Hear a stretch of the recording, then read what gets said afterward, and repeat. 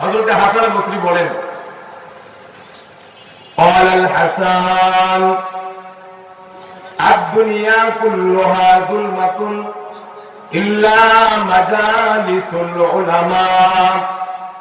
আল্লাহর ওলি হযরত হাসান বসরি রাহমাতুল্লাহি আলাইহি বলেন, রে দুনিয়ার মানুষ, আমি হাসানের কাছে পুরা দুনিয়া হলো অন্ধকার, আর একটা জায়গা হলো আলোকিত জায়গা, একটা জায়গা হলো জান্নাতি জায়গা, যে জায়গার মধ্যে কোরআনের আয়াত তেলাওয়াত করা হয়, কোরআনের তরজমা করা হয়, নবীজি সাল্লাল্লাহু আলাইহি ওয়াসাল্লামের হাদিসের বাণী তেলাওয়াত করা হয়।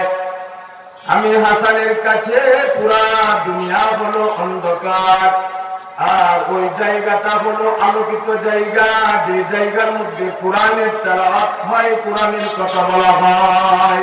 সুবহানাল্লাহ বলেন।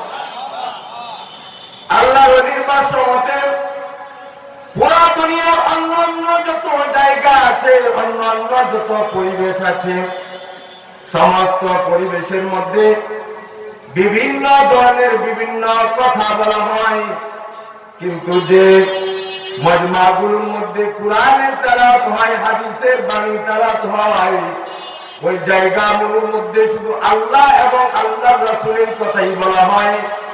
আর যে জায়গার মধ্যে আল্লাহ এবং আল্লাহর রাসূলের কথা বলা হবে, ওই জায়গাগুলো জান্নাতি জায়গা হয়ে যায়। সুবহানাল্লাহ।